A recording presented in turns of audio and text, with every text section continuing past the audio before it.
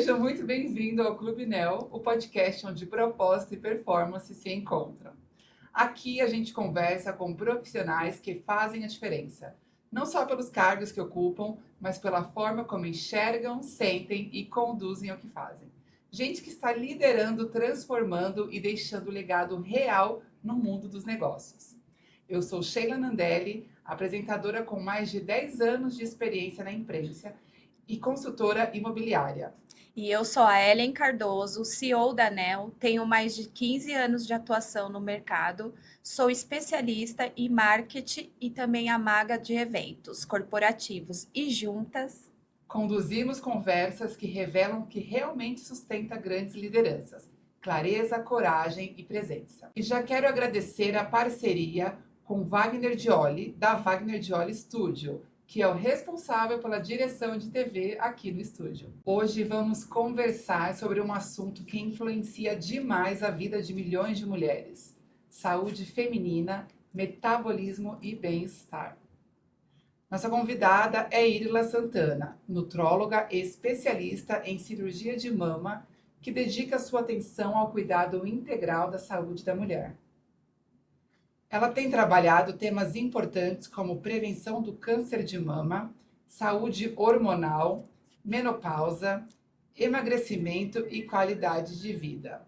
Em um momento em que vemos academias lotadas, medicamentos para emagrecimento em alta e muitas dúvidas sobre hormônios e metabolismo, conversar sobre informação de qualidade e cuidado com a saúde nunca foi tão importante.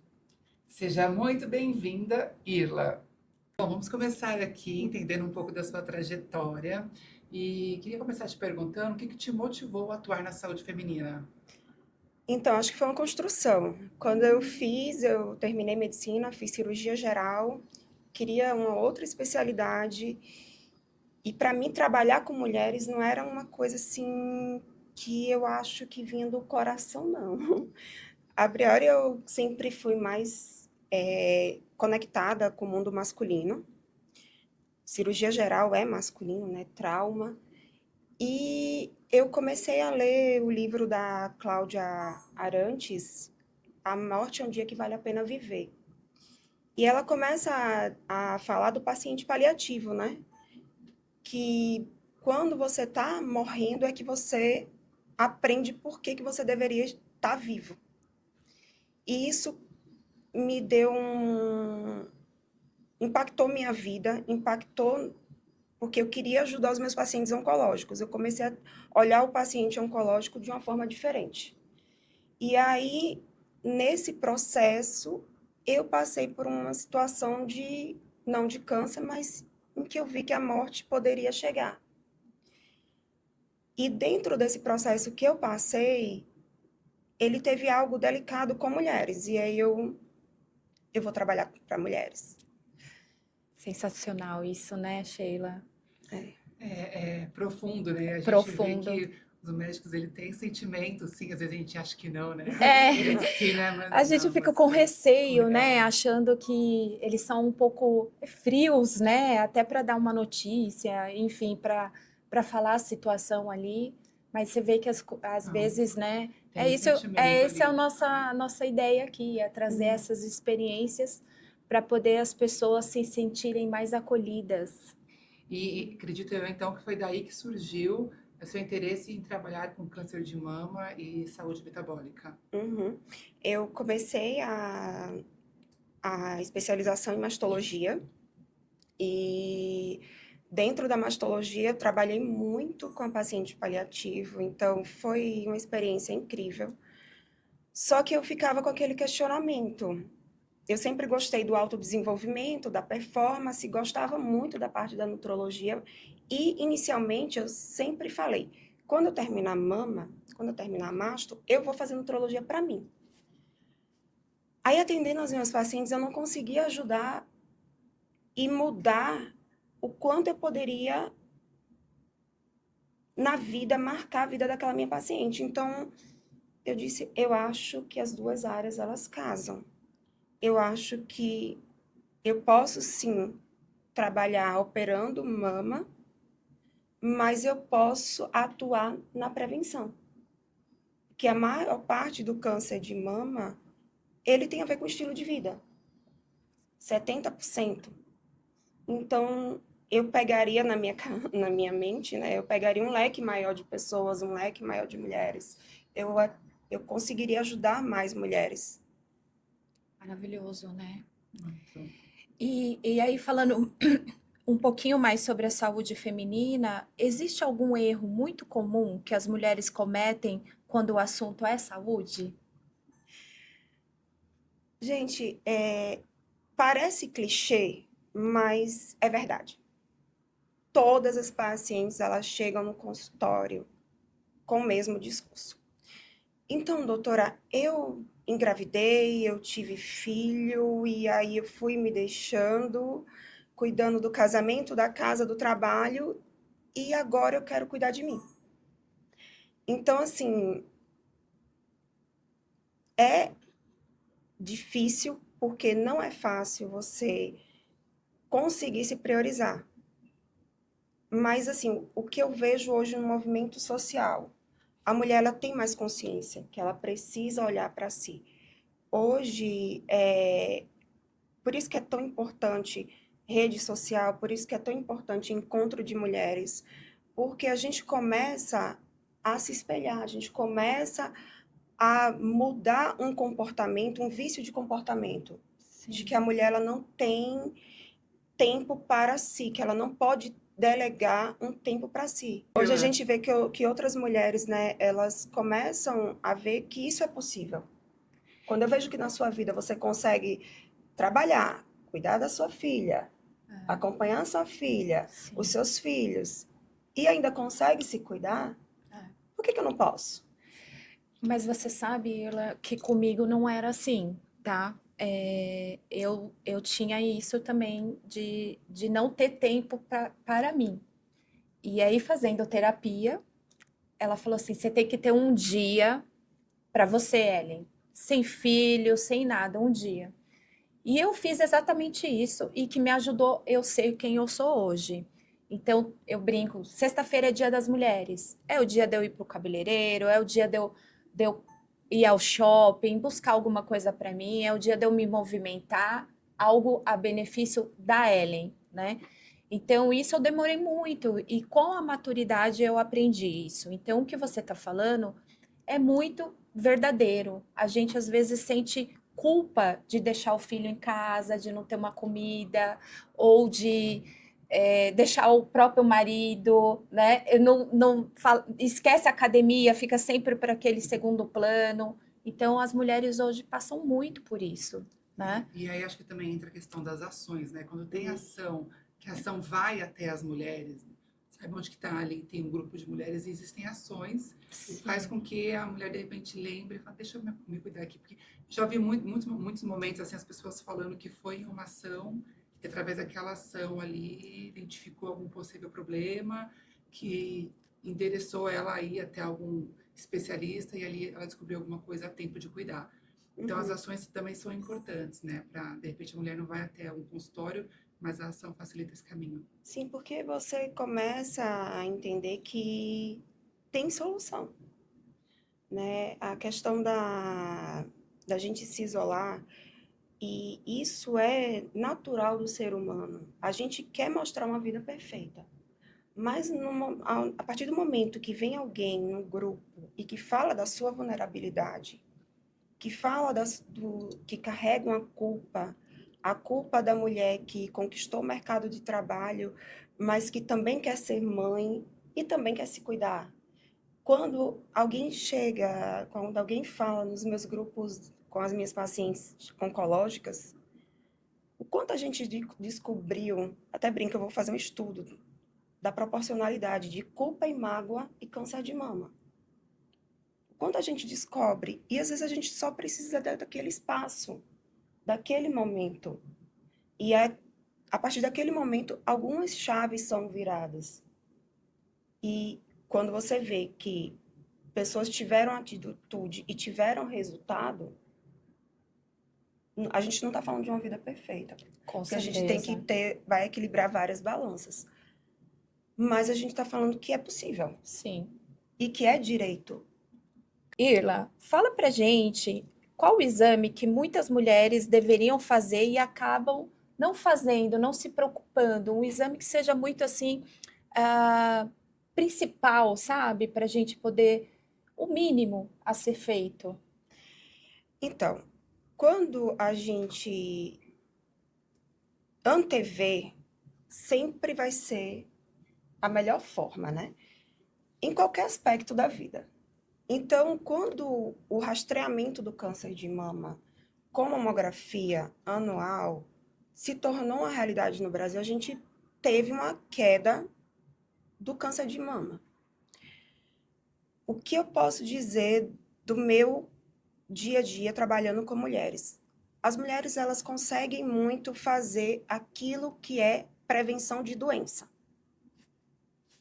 Então, eu vejo minhas pacientes, elas fazem uma rotina ginecológica direitinho, elas fazem mamografia, ultrassom de mama, transvaginal, colposcopia. Porém,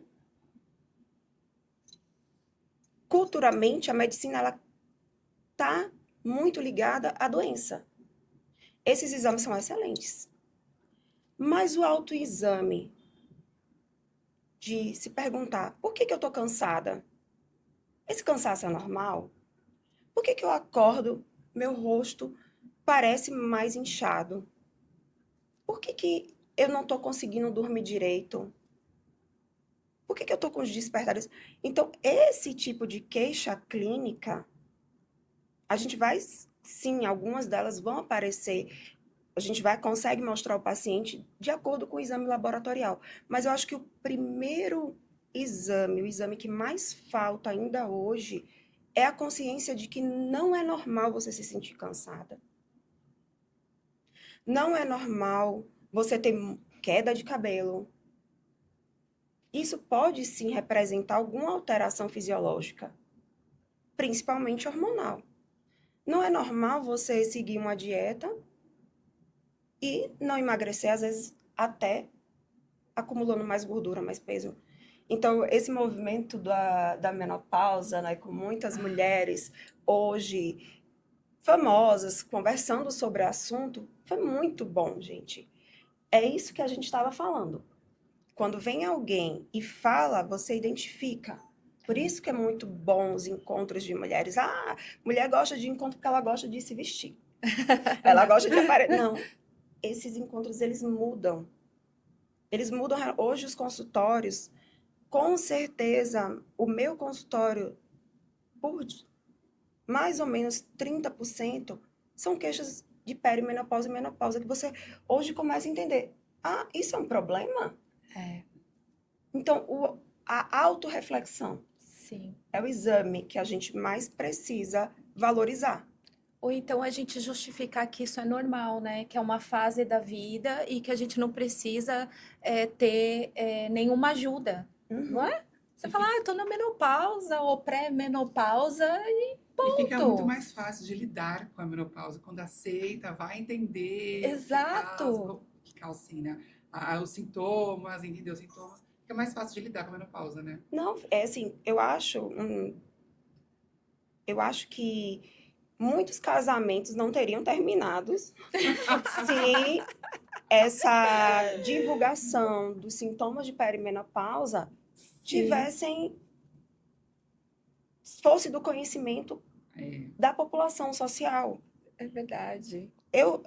Um dia desses eu tive um colega conversando, eu disse, mas eu separei há não sei quantos anos, mas ela não estava em perimenopausa, não? Minha esposa mudou. Quantos anos ela tinha? Mas ela não estava na perimenopausa? Nossa, é é um assunto que Incrível. todos têm que ter conhecimento, né? Não só a própria mulher, como o próprio o esposo, o esposo Público também é namorado, importante masculino, isso, ele é. precisa, então a sociedade ela precisa estar preparada para esse momento. então, o tabu, na sua percepção, esse tabu sobre a menopausa, ele está diminuindo agora com essas. A consciência, Tá. então, antever. Quando você tem consciência, quando você tem informação, informação ela muda destino, Aham. ela muda a trajetória, Ah, tanto de doença quanto de percepção de vida. Que legal isso, né? A menopausa precoce começa a partir de qual idade a precoce? Então, quando a gente fala de menopausa, a gente não fecha Uma idade uma certa ideia, não tem? sim. A gente espera ali que a paciente tenha alguns sintomas, então por isso que é clínico. Mas não necessariamente ela vai entrar naqueles critérios de menopausa que a sociedade coloca, a Sociedade Brasileira de Ginecologia, né? Um ano de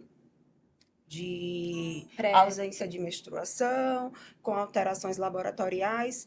Às vezes começa com um simples sintoma de esquecimento. Tem Ai, meu os Deus, ai, Tá meu sendo Deus. bastante. tem um Tá sendo livro bastante. tem um livro muito bom que eu tenho conversado e aconselhado as minhas pacientes, é O Cérebro e a Menopausa. Às vezes a menopausa ela começa na mente. Nada você tá com alguns esquecimentos, você tinha uma agilidade de resposta e ela não tá chegando como era antes. Eu tomei muito Interessante. B12 Então, achando isso, tá? Que era questão de esquecimento por estresse, nervoso, é, acúmulo de tarefas durante o dia, enfim. Mas é complicado, a gente esquece muito o nome das pessoas, né? exatamente. Então, assim, a B12, eu costumo falar, não se trata de depressão, nem esquecimento, sem colocar a B12 no lugar, entendeu? Sem colocar a B12 numa taxa que eu aconselho as minhas pacientes ali em torno de 900. Tá. E aí você vai ver como é algo que, por exemplo, às vezes fisiologicamente seu FSH está normal, seu LH está normal, seu ovário está ali ainda funcionando, você ainda está menstruando, então não posso simplesmente afirmar, é perimenopausa. Você tem um sintoma isolado de esquecimento, névoa mental.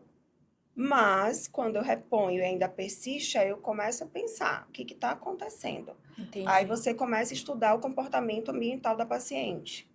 O tipo de alimentação, os hábitos de atividade física. Se tudo está no lugar e ela ali com 38 anos, 36 anos, começa a ter persistência do sintoma, a gente já Aí fica é assim. outra coisa. Então, a gente pode começar a pensar nos sintomas de perimenopausa ali, nos 35 anos. Nossa. Nossa, eu imaginava que eram uns 40 e poucos anos. Hoje, cada vez mais a gente começa a pegar pacientes no consultório com sintomas, e aí alguns dos mais recentes estudiosos falam muito do uso precoce do anticoncepcional. Faz sentido. Nossa. Né? Então, você começa a fazer com que seu próprio hormônio não seja produzido intrinsecamente. Você começa a dar o hormônio. Então, não quero aqui parecer que sou contra o anticoncepcional, mas eu acho que tudo tem uma indicação. E algumas coisas, quando foram colocados, eu tenho muita paciente de síndrome de ovários policísticos que elas são tratadas somente com anticoncepcional. Eu estou falando de uma síndrome. Ela tem diversas manifestações clínicas. E, às vezes, por exemplo, trazer a insulina para o valor ali abaixo de 6, já vai resolver muito dos sintomas dessa paciente. Não necessariamente Só o uso do anticoncepcional. Às vezes, um adolescente que não está fazendo o uso do anticoncepcional para prevenção de gravidez e está usando anticoncepcional. E aí a resistência insulínica está lá, que é uma das manifestações da síndrome dos ovários policísticos. Meu Deus. Então Muito bom. Realmente nós mulheres irmos atrás de profissionais para a gente se cuidar, saúde sempre em primeiro lugar e ter o nosso tempo para a gente, é importante. E agora mudando um pouco de assunto, vamos para emagrecimento e metabolismo, que também é um assunto que gostamos. Eu queria saber por que algumas pessoas fazem de tudo para poder emagrecer e mesmo assim não conseguem.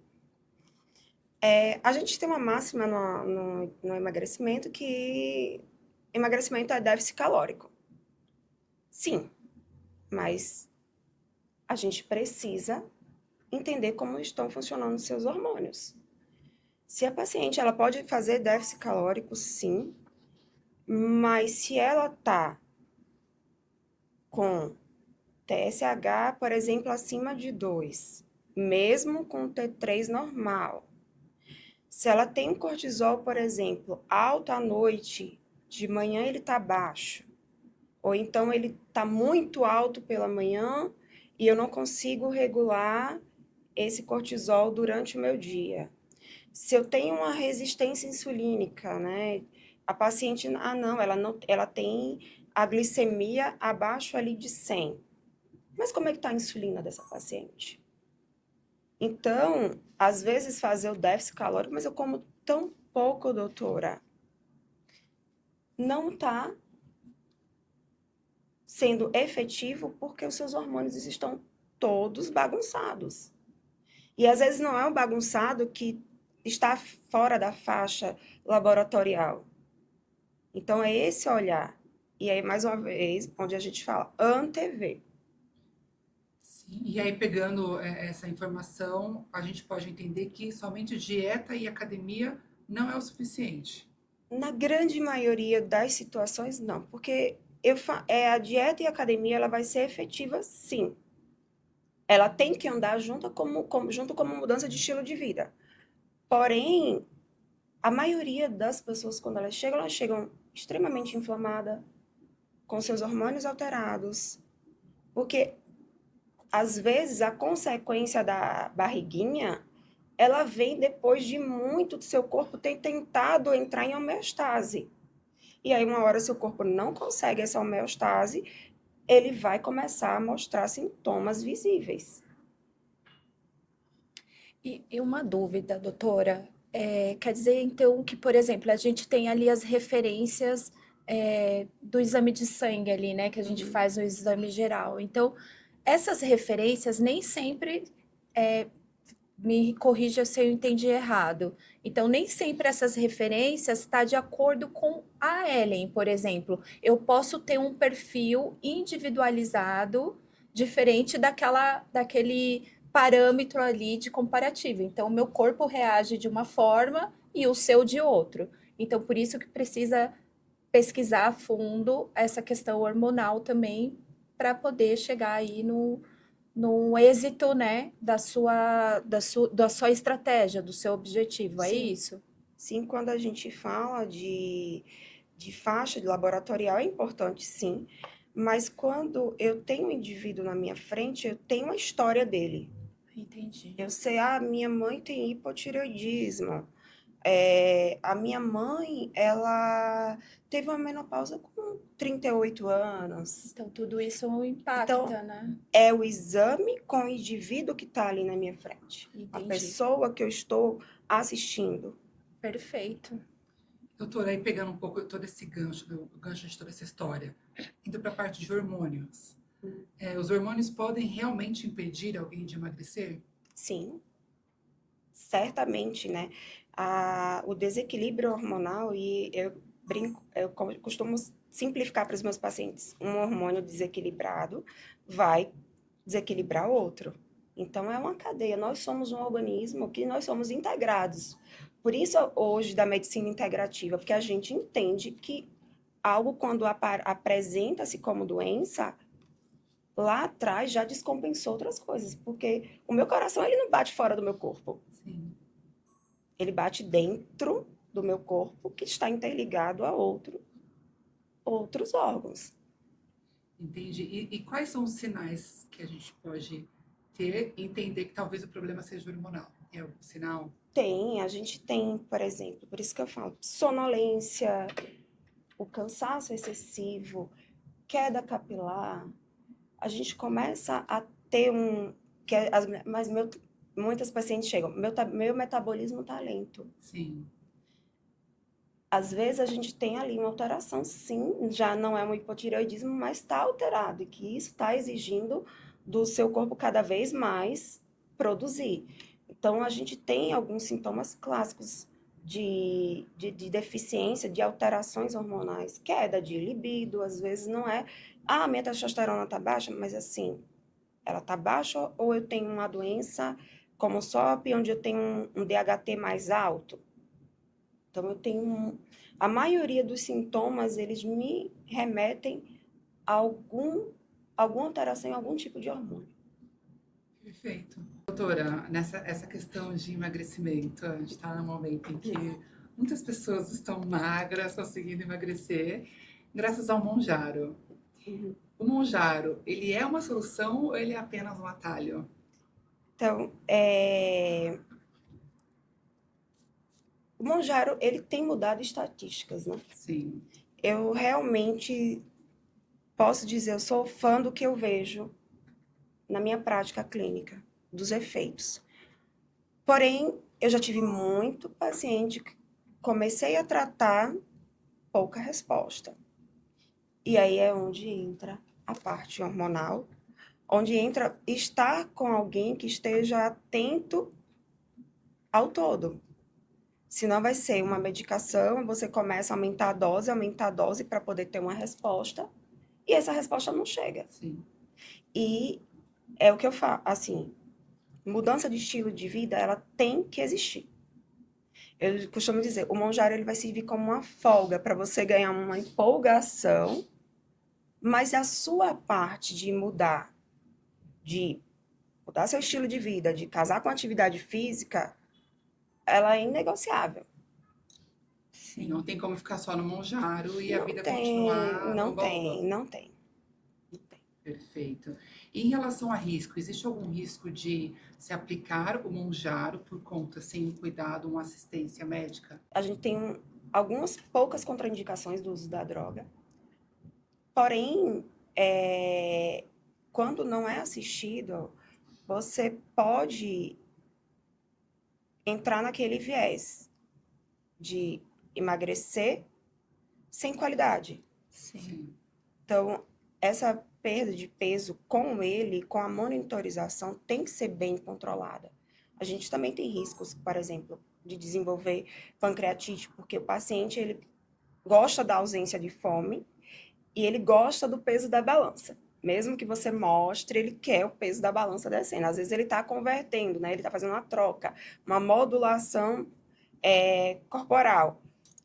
E ele quer o peso da balança. De massa magra, O você que eu diz, né? falo assim, a gente tem que estar... O nosso objetivo é modulação corporal. Sim. É diminuir gordura, aumentar a massa magra. Com o aumento da massa magra, você tem uma melhora do seu metabolismo. Quando o hormônio entra e está ok, você consegue dar a esse corpo uma modulação e até um pouco mais de independência. De medicamentos, independência nem sempre, tá? A gente vai corrigindo aquilo que efetivamente, entendendo a obesidade como uma doença multifatorial, aquilo que realmente a gente conseguir trazer para a normalidade, sim, mas tem coisas que a gente não consegue, a gente controla. Perfeito. Muito bom isso, né? Várias informações aqui que eu já vou ficar aqui Muito pensando úteis. como resolver. Doutora, após que terminar aqui o nosso podcast, a gente pode conversar um pouquinho. Sim. E aí, doutora Irla, vindo para o corpo e mente, a saúde mental pode influenciar diariamente nesse ganho de peso? Então, parte do comer é a busca de um afeto. A comida, ela é um afago. Então, ela é um consolo. Não existe... Tem gente, sim, que tem um padrão hiperfágico pela hiperfagia, mas tem gente que encontra o afago. Porque ali é a liberação de dopamina. Sim. Então, quando a gente come, né, a gente, às vezes, está procurando aquietar algo que está aqui. Então, eu não tenho como, mas eu acho que existe um momento.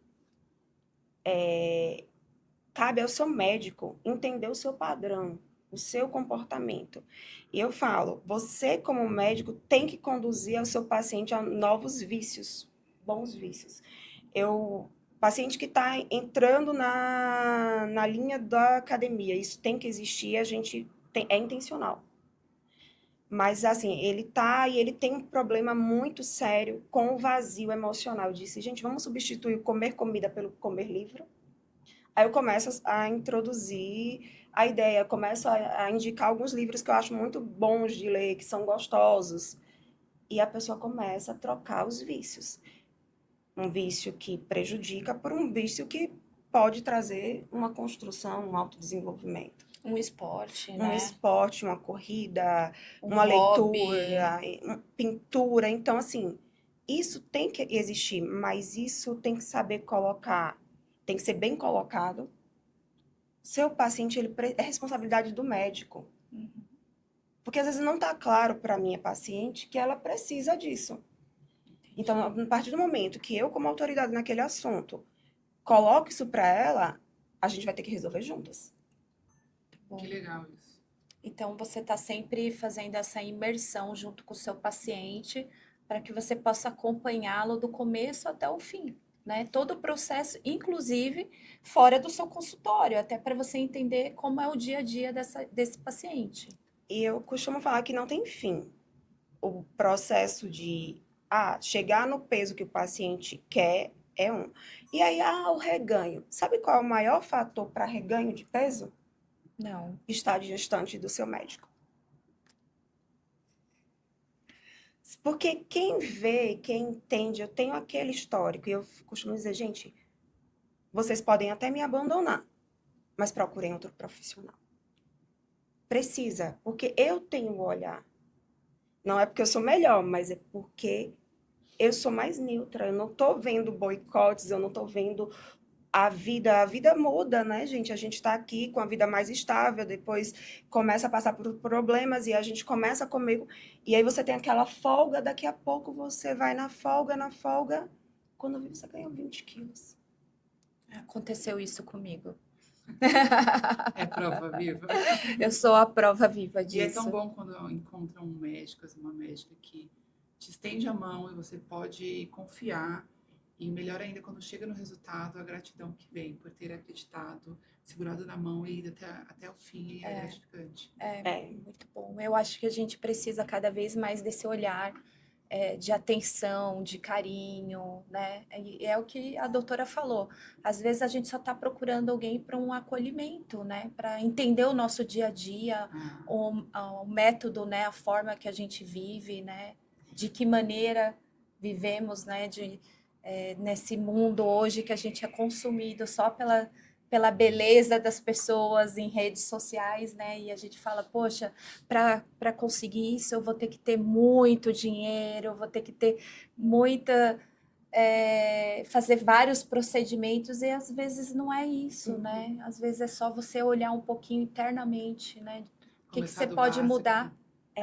Eu tenho uma frase que eu gosto muito do Sócrates, que ele diz, conhece-te a ti mesmo. Quando você conhece a si, e aí entra a parte médica de traduzir o seu corpo, traduzir o seu comportamento, porque o que eu vejo de comportamento, ele vai ter uma repercussão clínica.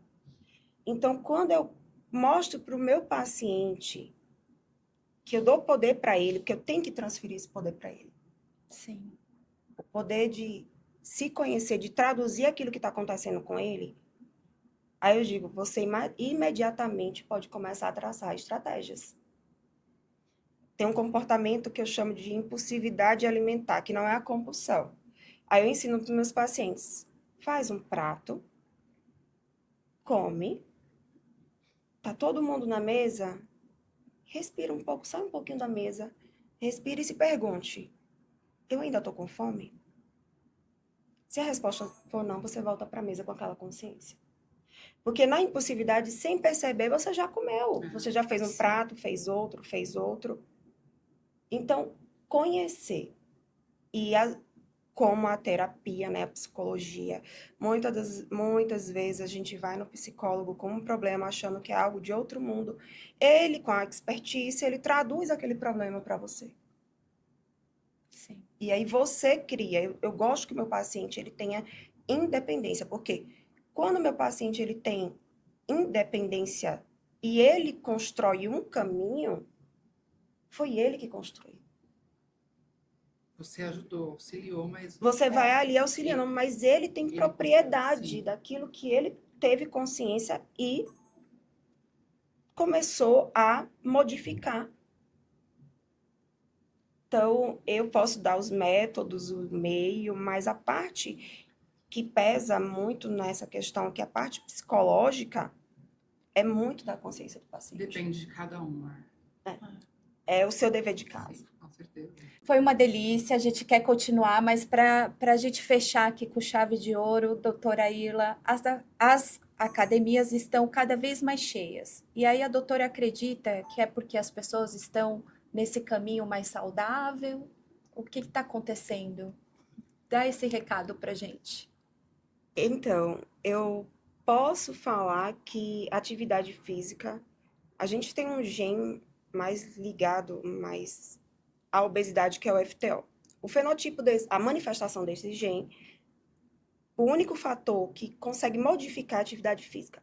Porém, esse movimento social de postagens em academia gerou sim uma ida. Hoje a gente tem, as academias estão multiplicando. Porém, não vou condenar, porque eu acho que cada um tem que procurar um motivo. Sim. Então, se o seu motivo é estética, ele é válido, porque hoje é o que é importante para você. A gente não pode ser hipócrita e dizer que a academia está cheia. Gente, que bom que a academia está cheia. A finalidade da pessoa, seja estética, seja saúde, mas se você está ali fazendo seu treino, vai repercutir em algo. Você começa a normalizar os seus índices glicêmicos depois que você treina, você já entra na janela anabólica. O fim estético, porém, existe algo, a alimentação. E hoje a nossa sociedade ela tem muita facilidade para consumir ultraprocessados, conservantes. Então, é a parte mais difícil de fazer. Tá. Mas também quando começa, você se acostuma com aquilo, você sente o prazer de comer bem. Você sente, Ah, e aliado com o resultado, você não quer voltar para trás. exato. Você não quer, você olha assim, poxa, eu andei tanto É. para voltar. Eu passei por isso. E eu, hoje, assim, quando eu comecei, foi me orientado ali, pouquinho arroz, eu olhava e falei, gente, só isso. Hoje eu olho e falo, gente, como eu conseguia comer mais? Mas não por passar fome, assim, de ver que é aquilo que me sacia aquilo, de não comer as besteiras, de comer a fruta. É uma transformação, assim, que faz muito bem para o corpo e para a mente.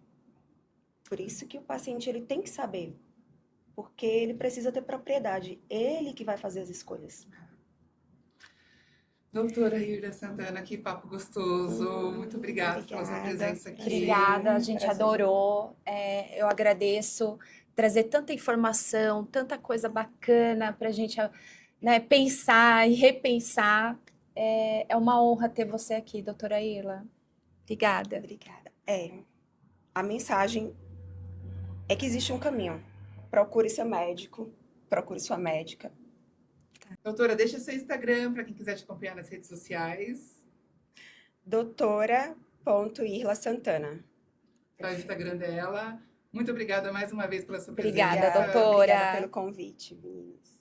Foi muito interessante entender como saúde feminina, hormônios e bem-estar estão conectados.